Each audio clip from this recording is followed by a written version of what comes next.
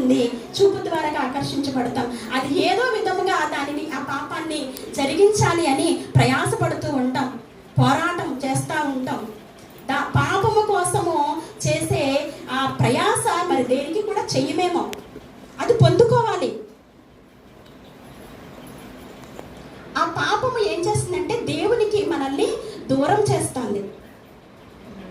పాపము ప్రార్థన చేయనివ్వదు, ప్రార్థన చేస్తే పాపము చేయనివ్వదు. హల్లెలూయా, హల్లెలూయా. కాబట్టి ముఖము కడుక్కోవడం అంటే ముందుగా మన కళ్ళను మనము కడుక్కునేవారుగా మనం ఉండాలి. హల్లెలూయా. దేహానికి దీపము కన్నే. మన కన్ను బాగుంటే మన దేహం అంతా కూడా బాగుంటుందంటండి. దేవునికి స్తోత్రం. కాపాడుకుంటున్నామా మన కళ్ళను, మన కంటి చూపుని? చాలా మంది చిన్న చూపు చూసే స్వభావం ఉంటుందండి. వెలి చూపు చూసేవారు ఉంటారు, దొంగ చూపులు చూసేవారు ఉంటారు. ఉన్నారా లేదా? ప్రక్క చూపులు చూసేవారు ఉన్నారా లేదా? ఈ చూపులన్నిటిని ఏం చేయాలంట? వాక్యముతో కడుక్కోవాలి. చూసే వాటినే చూడాలి. మన చూపు ఎలా ఉండాలి? నిదానముగా ఉండాలి అంటాడు. ఏ చూపు చూస్తున్నావు ఈరోజు నువ్వు చేసే పనిలో, నీ ఇంటి దగ్గర? మోసపు చూపులు, ఇవన్నీ కూడా దేవునికి దూరం చేసే పాపమేనండి. సంసోను ఎక్కడికి చూశాడు? సింహాన్ని చంపాను కదా, ఆ సింహం ఎక్కడ ఉందో అని పక్కకు చూశాడంటండి. ఎక్కడ చూశాడు?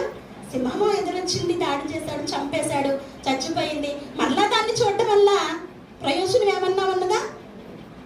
పక్క చూపు చూశాడు అక్కడ సంసోను. నాజీరు చేయబడిన సంసోను, ప్రతిష్ఠించబడిన సంసోను ఎప్పుడైతే పక్క చూపు చూశాడో సింహపు కళేబరములో ఉన్నటువంటి తేనె పట్టు కనిపించిందంట. అక్కడ ఏం కనిపించిందండి? తేనె పట్టు. పాపం ఎలా ఉంటుంది?